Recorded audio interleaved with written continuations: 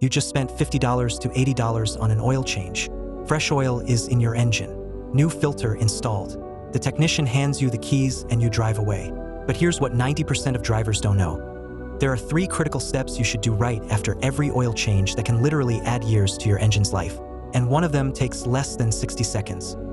After 25 years of working on engines, I've seen vehicles with 300,000 miles running like new, and I've seen engines fail at 80,000 miles. The difference often comes down to these post-oil change procedures that nobody talks about. Today, I'm showing you exactly what to do in the first 100 miles after an oil change to maximize protection, optimize performance, and yes, potentially double your engine's lifespan. These aren't gimmicks or snake oil. They're verified procedures based on how engines actually work. Let's protect your investment. Before we get into the 3 steps, let me set realistic expectations. I said potentially double your engine life in the title, and here's what I mean by that. Regular oil changes and keeping maintenance records are essential for engine health. Most modern engines are designed to last 150,000 to 200,000 miles with proper maintenance. But with optimal oil change practices and post-change procedures, engines routinely exceed 300,000 miles. That's not quite double, but it's close and it's achievable. The key is understanding that oil changes aren't just about draining old oil and adding new oil. There's a science to how fresh oil integrates with your engine, and what you do in those first few miles after an oil change significantly impacts long-term protection. Here's what we're covering. Step 1, the critical first start procedure. Step 2, the oil circulation verification. Step 3, the adaptive computer reset that most people never do. And I'll give you one bonus tip at the end that ties it all together. Let's start with what happens the moment you start your engine after an oil change. Step 1, the critical first start procedure. Here's what most people do wrong. They get their oil changed, start the car, and immediately drive away. This is a mistake. Fresh oil needs time to circulate throughout your entire engine before you put it under load. When your engine sits with fresh oil, gravity causes most of that oil to drain down into the oil pan. Your oil pump, fuel injection system, valve train, piston rings, and bearings are sitting dry or with minimal lubrication. The first few seconds after starting are the most critical for engine wear. Here's the proper procedure. After the oil change is complete, make sure the vehicle is parked on level ground. This is important for accurate oil level readings. Start the engine and let it idle without any load. Do not rev the engine or turn on accessories like the air conditioning. Let the engine idle for approximately 5 minutes. What's happening during this time? The oil pump is circulating fresh oil through every passage in your engine. It's reaching the crankshaft bearings, the camshaft, the valve lifters, the piston oil jets, and every other component that depends on lubrication. This idle period allows the engine control unit to relearn and calibrate essential functions like idle speed and ignition timing based on the vehicle's current parameters. During these 5 minutes, watch your oil pressure gauge if your vehicle has one. You should see it rise to normal operating pressure within a few seconds. If it doesn't, shut the engine off immediately and check for leaks or incorrect oil level. After 5 minutes of idling, turn the engine off. Wait another 5 minutes for the oil to settle back into the pan. Now you're ready for step 2. Step 2, oil circulation verification. This is the 60-second step I mentioned that most people skip. Pull out your dipstick. Wipe it clean with a lint-free cloth. Reinsert it fully, then pull it out again and check the oil level. The oil level should hit the full mark without exceeding it. If it's too low, add small amounts gradually and recheck. If it's too high, this is critical, you need to drain some out immediately. Why does oil level matter so much? Overfilling your engine with oil can be just as harmful as running it low. Air bubbles create foam that can't properly protect engine components. Increased pressure can rupture seals and gaskets, leading to expensive repairs. Too little oil means inadequate lubrication and accelerated wear. This verification step catches mistakes. I've seen plenty of oil changes where the wrong amount was added, either because someone misread the capacity or didn't account for oil remaining in the filter housing. Catching this now, before you drive, prevents catastrophic damage. While you have the dipstick out, look at the oil. Fresh oil should be amber-colored and translucent. If you see any milky appearance, that indicates coolant contamination and you have a serious problem. If you see metal particles, that suggests internal engine damage.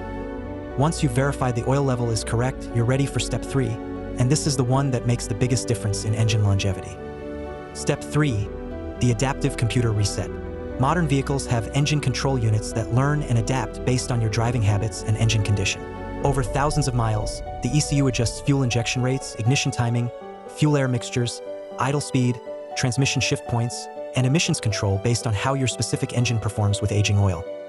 When you put fresh oil in, your engine's friction characteristics change.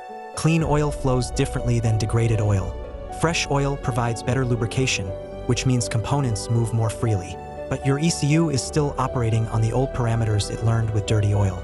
Resetting the ECU allows it to relearn optimal settings with fresh oil, maximizing performance and efficiency.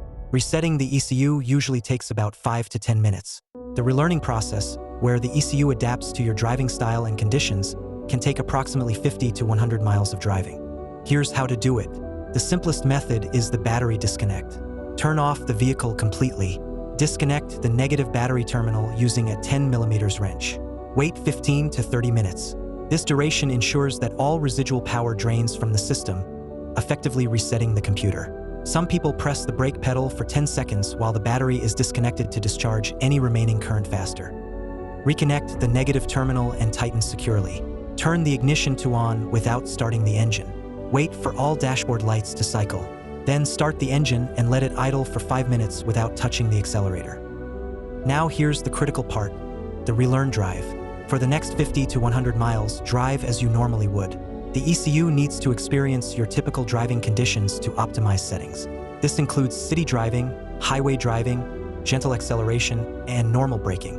Newer vehicles with more sophisticated ECU systems can relearn much faster, often within 20 to 30 miles. Older vehicles may require closer to 50 to 100 miles of driving to fully relearn all parameters. Highway driving helps speed up the relearning process as the engine operates at a steady load and speed, allowing the ECU to adjust parameters like fuel efficiency and ignition timing quickly. What results can you expect? You'll typically notice improved throttle response.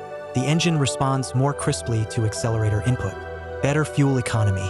The ECU optimizes fuel delivery with the reduced friction from fresh oil. Smoother idle and shifts. The computer recalibrates idle speed control and transmission parameters. And reduced emissions. Optimal combustion from properly calibrated fuel and ignition timing. Some drivers report fuel economy improvements of 1 to 2 miles per gallon after the ECU relearns with fresh oil. That might not sound like much, but over the life of your vehicle, it adds up to hundreds of gallons of fuel saved. Now, some important qualifiers and warnings. Not every vehicle needs the ECU reset. Some modern vehicles reset adaptations automatically during regular driving. Check your owner's manual or online form specific to your make and model. Disconnecting the battery will reset your radio presets, clock settings, and potentially some driver assistance system calibrations. You'll need to reconfigure these after reconnecting. Some vehicles require specific relearn procedures beyond simple battery disconnection. European vehicles especially may need scan tool procedures for throttle position sensor relearning. If you're unsure, ask your mechanic or dealer about the proper procedure for your specific vehicle. And here's a critical safety note. If you drive a vehicle with electronic steering angle sensors or advanced driver assistance systems, consult your service manual before disconnecting the battery. Some systems require professional recalibration after power loss. Bonus tip, keep detailed records. Every time you get an oil change, document the date, mileage, type of oil used, filter brand, and any observations about how the engine is running. Regular oil changes and keeping maintenance records are essential for engine health and boosting resale value. This documentation serves 3 purposes. 1, it proves regular maintenance if you sell the vehicle or make a warranty claim. 2, it helps you track patterns. If fuel economy suddenly drops or oil consumption increases, you can compare notes from previous changes. 3, it ensures you never miss an interval. Consistent maintenance is more important than any single procedure. Also, use the oil grade recommended in your owner's manual. Don't exceed manufacturer's change intervals. Check oil level monthly between changes. These basics matter more than any optimization technique. Let's recap what to do after every oil change. Step 1, the critical first start. Let the engine idle for 5 minutes without load to circulate fresh oil through every component. Step 2, oil circulation verification. Check the dipstick after the oil has settled to ensure correct fill level and inspect oil condition. Step 3, adaptive computer reset. Disconnect the battery for 15 to 30 minutes. Then drive 50 to 100 miles to allow ECU relearning with fresh oil characteristics. Bonus, keep detailed maintenance records for warranty protection and resale value. The time investment, about 30 minutes total for the idle period, verification and reset procedure, plus conscious driving for the first tank of gas after the change. The benefit, optimal engine protection, improved fuel economy, extended engine life, and peace of mind knowing you're doing everything right. Will this literally double your engine's life? If you're comparing it to someone who never changes their oil and drives aggressively immediately after changes, maybe. More realistically, these procedures help ensure your engine reaches its designed lifespan of 200,000 to 300,000 miles instead of failing prematurely at 100,000 miles due to accumulated wear from poor post-change practices. Think of it this way. Oil changes are your engine's scheduled maintenance. These post-change procedures are optimization. You're already spending the money on fresh oil. Why not spend an extra 30 minutes ensuring you get maximum benefit from it? Now that you know how to maximize every oil change, what about choosing the right oil in the first place?